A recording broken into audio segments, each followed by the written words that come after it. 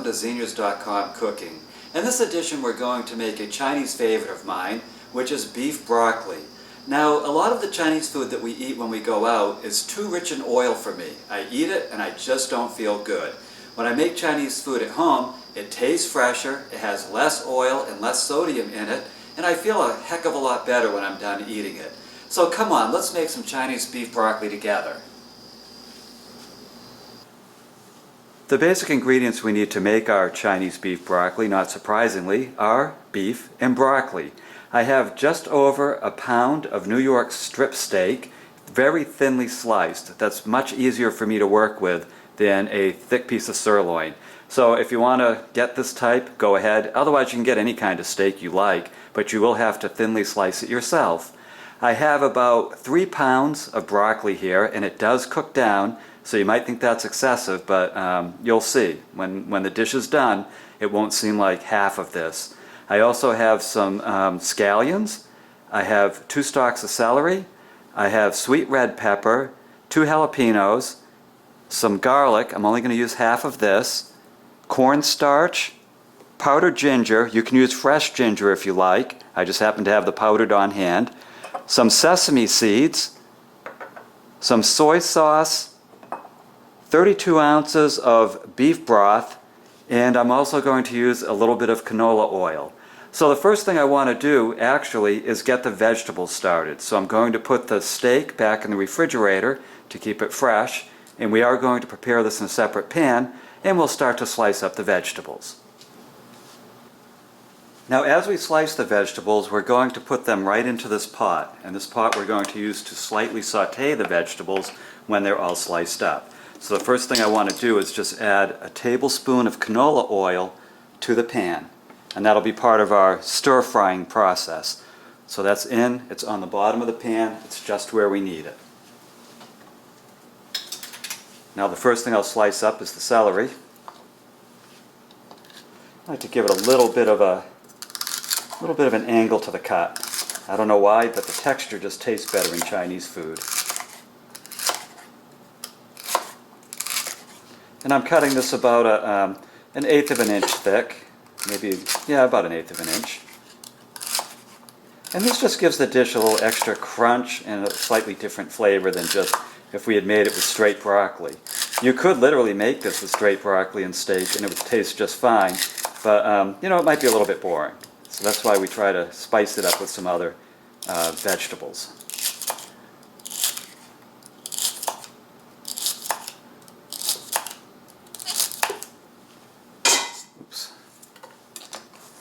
We'll put that right in the pan.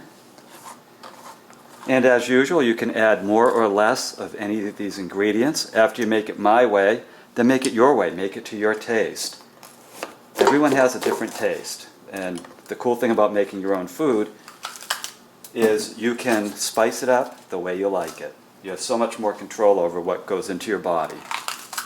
So this is the sweet red pepper. Cleaning it out, and I'll rinse the seeds out.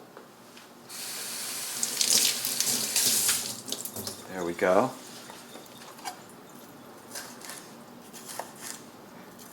And this not only adds a nice little sweet zing to the dish, it also makes it a little bit more colorful.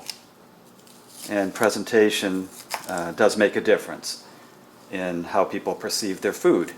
So giving a little bit more than just a green and brown coloring is quite appealing to people.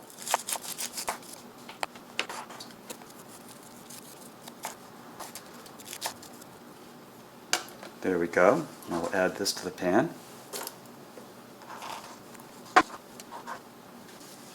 And the next thing I'll add is the jalapeno. Now this is totally optional. If you don't like your food spicy hot, then you should not add this. This gives mine a little bit more of a, I think it's a Hunan flair, just a little bit more heat. So I like mine on the spicy side. I like a lot of my food on the hot and spicy side. So this is going in. It's totally optional, totally up to you.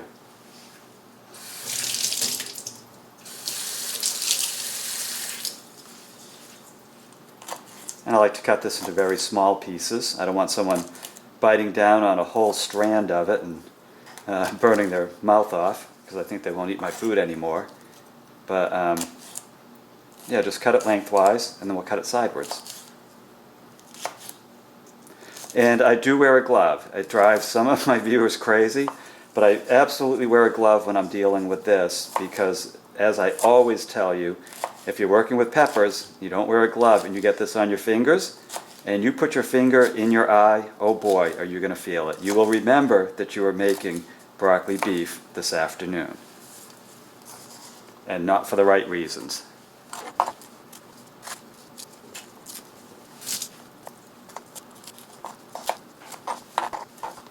There we go.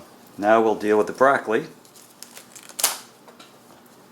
Now this has been rinsed already. Make sure you rinse your broccoli off.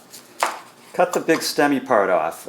Some people would actually throw this into this dish, but I tend not to like my beef broccoli tasting like a tree. So I just try to throw that off to the side, and then I trim the broccoli. But I don't cut it so close that all you're getting is broccoli florets. I try to leave some of the stem on because actually it's very nutritious and it's very sweet. It adds a nice flavor to the beef broccoli. Now you can see the size pieces that I'm throwing in. You're probably saying, wow, that's big, that's a mouthful. But as we saute it, and then as it cooks in the sauce, it will cook down. It will get much smaller than this. So yes, leave some stem on, and don't be afraid to leave the pieces a little bit on the large size.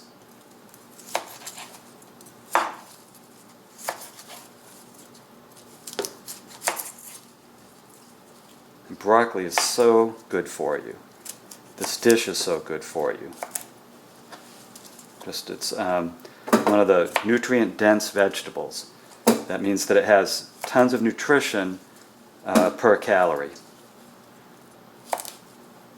Whereas some of the less nutrient-dense foods would be like processed rice, processed grains, some of the lettuces. Spinach is nutrient-dense. It's a good one. As you've seen, I put that in a lot of recipes, as is that red pepper that we use. So try to think of ways to add nutrition when you're cooking fun meals like this. It will make you healthier. So now just keep slicing up the broccoli. Okay, I did a little bit of cleanup of the old cutting board halfway through. I like to do that as I go because otherwise I end up with so much clutter I can't see what I'm doing when I'm cutting. So here's our green onion. Again, we're going to cut this and we're going to put it in the bowl. We're not putting it in the pan. This dish, you can also, if you can't get green onion, you can also add just plain white onion thinly sliced to it. That'll do just as well. I prefer the green onion. I think it has a fresher taste in this dish.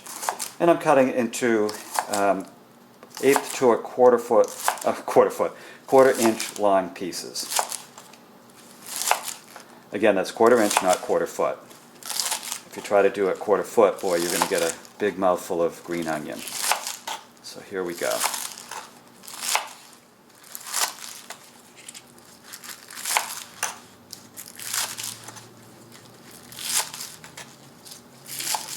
And I'll discard the ends. They tend to have some brown to them. They tend to be older looking and not as fresh tasting, so I always throw away the ends.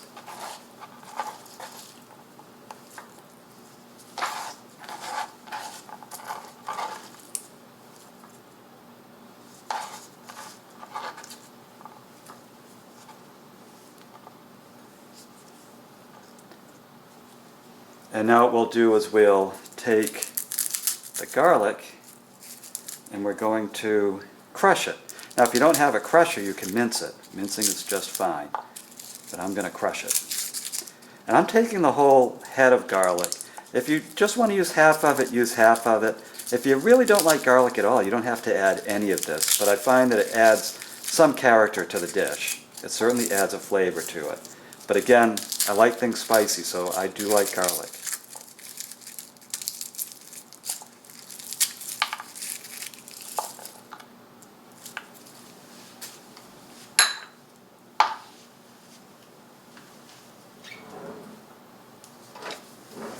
Get out my handy dandy crusher.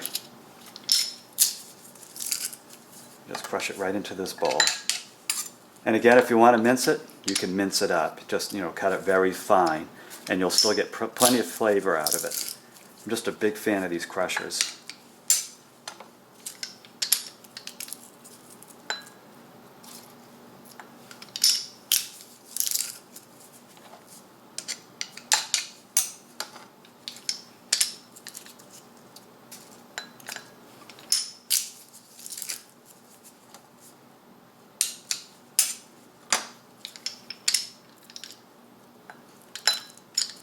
And what this does, it removes the paper and it forces the garlic flesh right through these little holes and gives it a nice crushing, and that brings all the flavor out.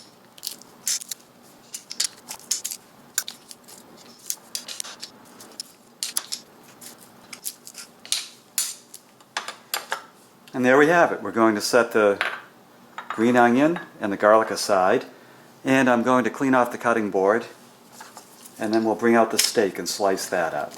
Okay, so here we have our 1.25 pounds of beef. You can just use a pound if you want, it doesn't really matter. Again, it's to taste. You can add as much or as little of any of these ingredients as you wish. I just happen to have bought 1.25 pounds of steak. And I'm going to open this up.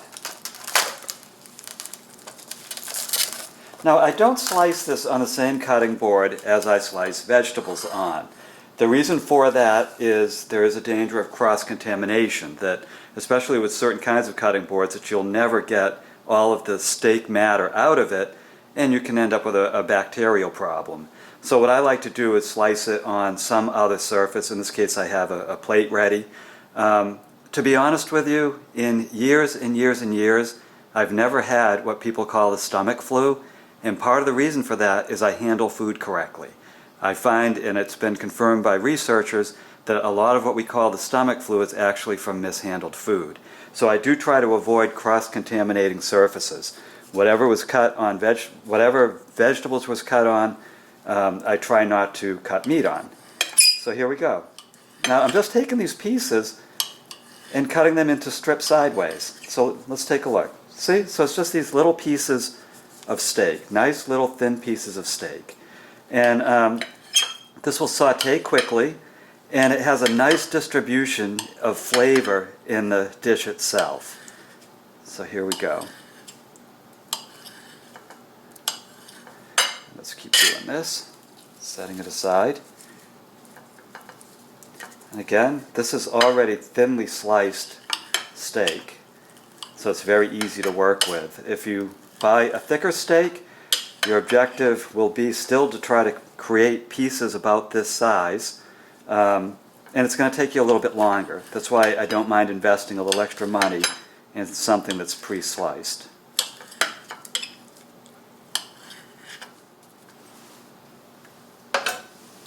Okay, so you can see what we're left with is a very large plate of beef.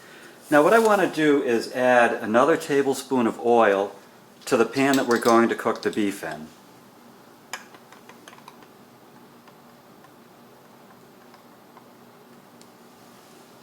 This will help the beef to brown. And the reason I like to cook the beef and the vegetables separately is that they tend to cook at different rates. So if I were to add this into the vegetable mix while it was cooking, then the beef might be raw and the vegetables would be well done, or vice versa. So I always like to make the meat separately in this dish. And now what I've done is I've put the heat on half for both of these. So the vegetables are on half or medium, and the steak is on medium too. And you can preheat the pans if you want and throw the vegetables and the meat into it. I find this is just as easy. I mean, it'll take a few more minutes, I guess, to get everything rolling, but I'm okay with just doing it that way.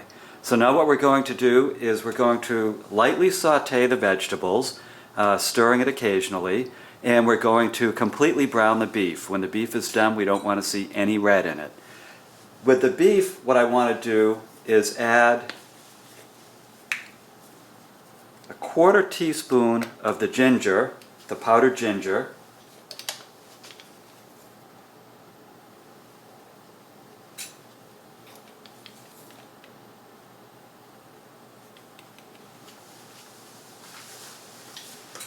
and and a teaspoon of the sesame seed. This will add some flavor to it.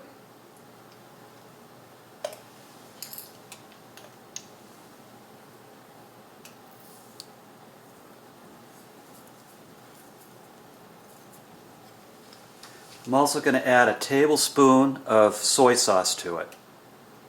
Now don't go too much to town with the soy sauce, because you will find that the beef broth has a certain amount of salt in it, and if you add too much soy sauce and your dish is way too salty, you can't take it out. So you really want to be a little bit stingy with the soy sauce in the beginning, and then when your dish is done, give it a taste, and you can always add a little bit more to it. And what we'll do is, as the meat browns, we'll give it a stir, and we'll also be sure to stir the vegetables occasionally too. You don't want a bunch of the vegetables just to burn on the bottom. You want to make sure that you keep it moving. Now, we're not sautéing these so that they're clear. We're actually just giving them a quick stir fry to lock in some of the flavor, because I don't want to add the broth and then have it just turn into kind of a slurpy soup. I want to give this a little bit of an ability to lock in some of the broccoli flavor. So this should take about, you should do this for about 10 minutes. Okay, now 10 minutes later, the beef is nicely browned. And we're just going to take this and we're just going to drop it right into the broccoli and vegetables with the gravy and all, because that's where a lot of the flavor is going to come from. So I just spooned that right in there.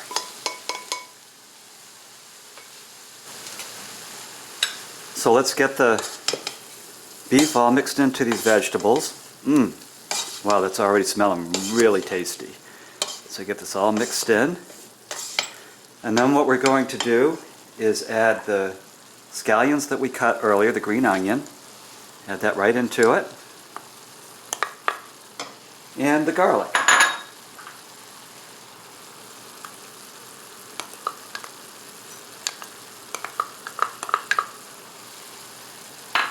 Let's give this all a nice stir. Get that garlic and the green onion evenly distributed. This also gives the garlic a chance to lightly sauté without caramelizing.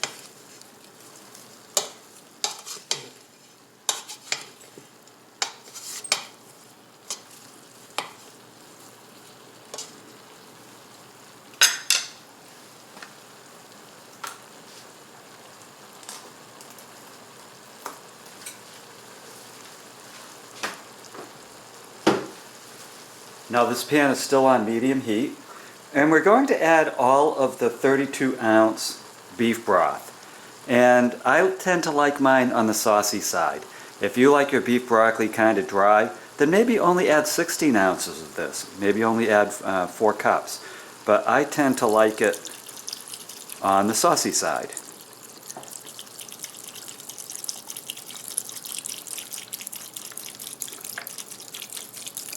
And if you like yours downright soupy, then, you know, add 32 ounces and then add a little bit more if you like.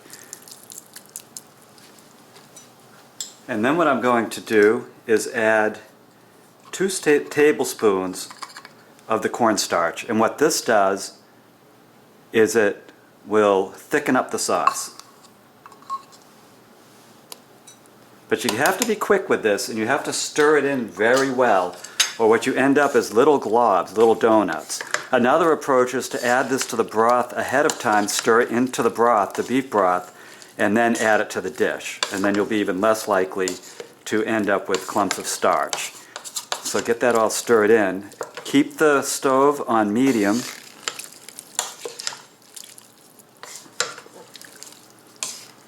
And this will thicken up.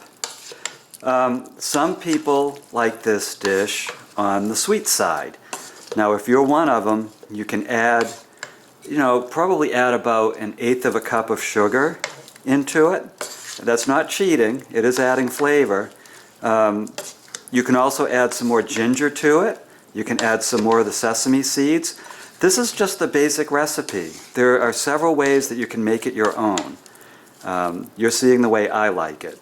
And the other thing is I try not to add any more soy sauce to it than we already did to the meat, because that way people can add it to their own serving of beef broccoli, and they're less likely to get more sodium than they might need. So, you know, there's just a lot of different ways to spice it up. But I'm showing you the basic recipe, and I think it's a very good recipe. So I'm letting this heat back up for about 5 minutes. That'll give the sauce a chance to thicken, and then it's ready to serve. And I don't see any clumps of starch, so that's a good sign. So congratulations, you've just made a very healthy Chinese beef broccoli. Serve this on some brown rice, and it's an extremely healthy and complete meal. You're getting lots of vegetables, plenty of protein, and lots of whole grains. So make sure that you take a look at my website, xeniors.com, and you can get a printed copy of this recipe there, along with several other recipes that are delicious and nutritious. Until next time, I'm Larry Richardson for xeniors.com Cooking.